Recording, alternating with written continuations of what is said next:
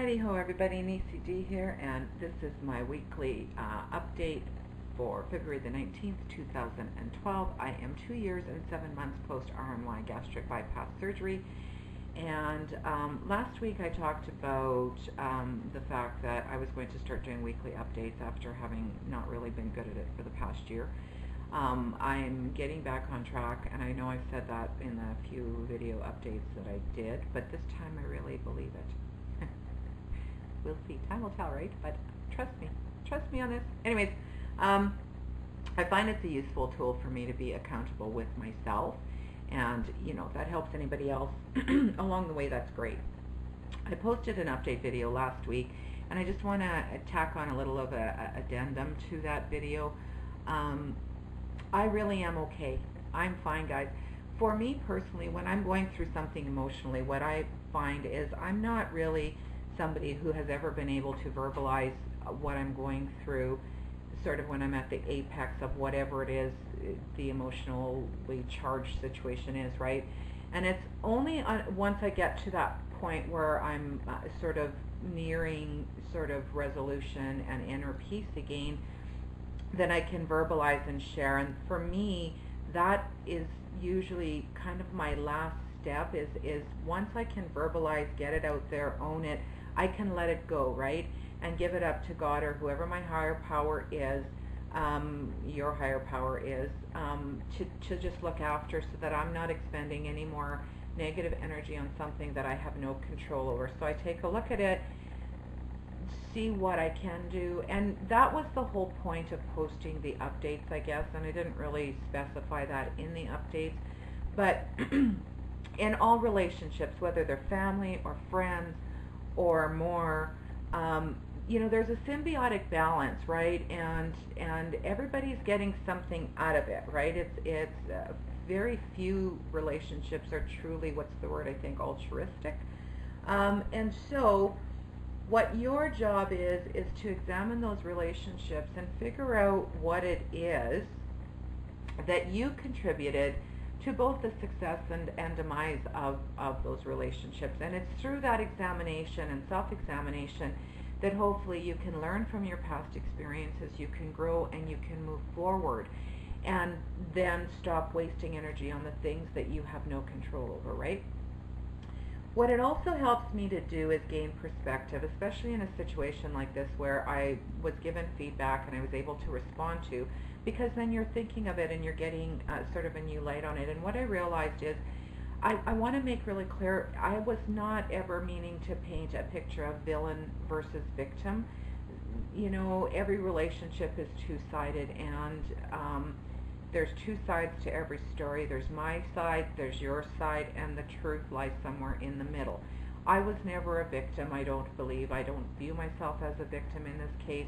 We were just two people, as is the case with all relationships. We're just people trying the best that we know how at the time. And so to lay blame or anything, everything is two-sided, and you need to look at what your responsibility was and move forward from that. In regards to the second situation I talked about, it also made me realize I was a little like the pot calling the kettle black, right? Because there were people in my life that I hadn't reached out to that I should have been reaching out to, and so I don't, whether or not I ever hear from him again, I'm okay. I'm okay. I know he's alive from posts that I've seen online. I hope that he's well, and if he sees these, I don't know if he watches these or not, I hope you're doing okay. I hope you're well. I wish you well always. Take care of you. Okay, moving on. So, weekly update. How was my week? This past week was Valentine's Day, and so I had been thinking that Valentine's Day was going to be another non-day, as it has been most Valentine's Days in my past. And then Tuesday morning I woke up and I was just happy, and I thought, you know what, I'm going to make this a special day for me. So I ended up taking a couple of hours off from work that afternoon. I wanted to run out and pick up a gift for a cousin of mine who is also one of my best friends. Her grandmother passed away on Monday morning, my great aunt. So there's only one of that generation left. My Baba's My grandmother's youngest sister is still living. But anyways, Auntie Cassie was 95. She had a very full and amazing life. And at the funeral, there were between, I can't remember now, 80 and 90 people on this earth as a result of the union with her husband, right? So kids, grandkids, great-grandkids, and one great-great-grandchild, right? So she had an amazing life.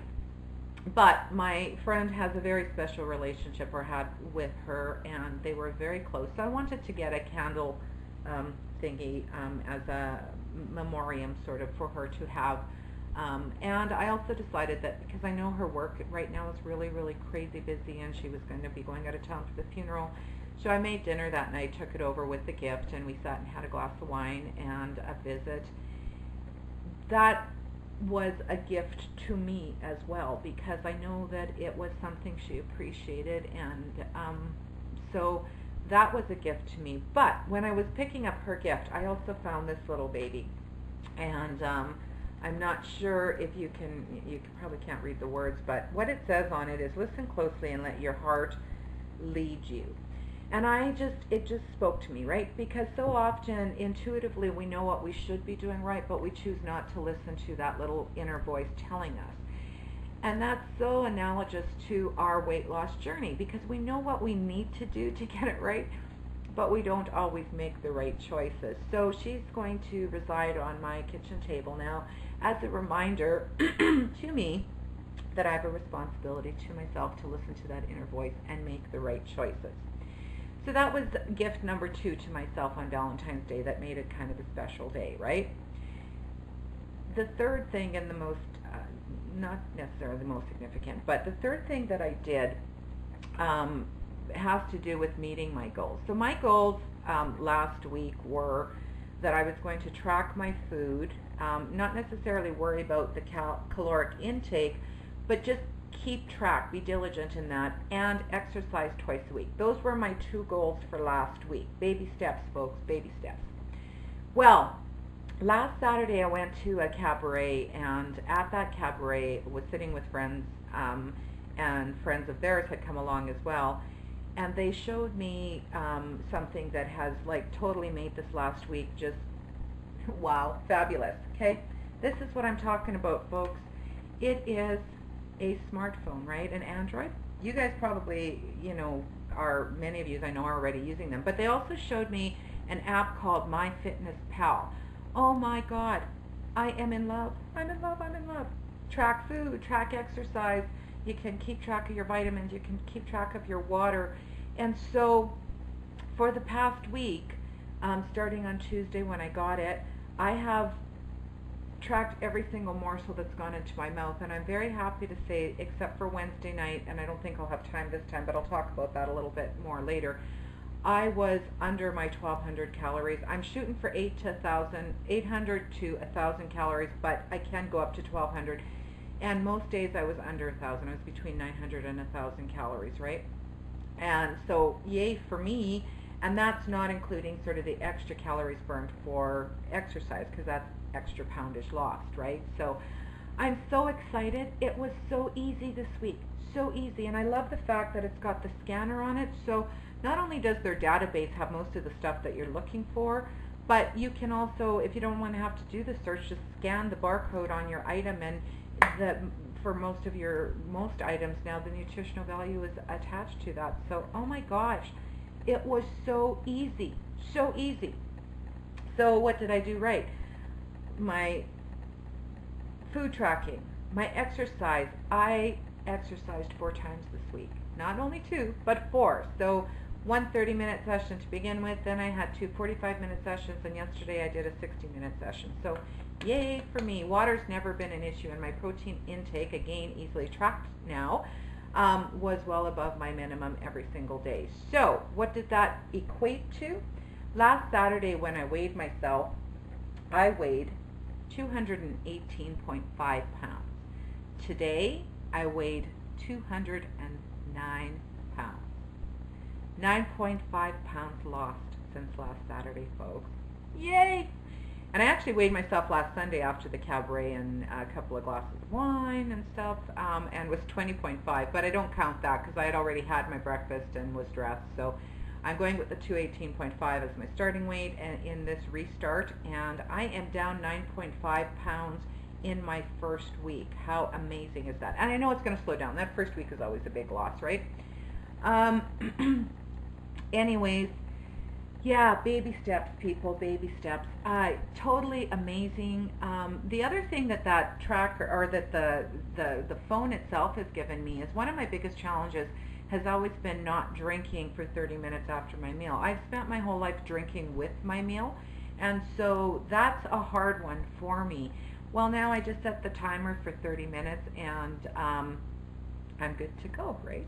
Anyways, I'm excited about it all. What am I at here now? 10 minutes. So I'm going to take just a minute to share with you guys a couple of products. I do have a few things that, other things, but I'll talk about them next week. So one of the things I want to share with you that's my new fave as of this week is Oiko's Key Lime yogurt. Oh my God, is it good? It's Greek yogurt. It's not the 0% sugar-free, but still for a little bit of a treat, it's great. This is also a big thing. I still use these baby spoons when I'm eating because it takes you longer, and that taking a little bit longer to eat helps you to recognize when you're full more easily. The other thing I wanted to show you is two different things that, I'm trying hard to stay away from the carbs, meaning breads and stuff, but I am somebody that has, if I don't have some sort of a cracker or something, I really crave it, and then I want to eat more than I should be.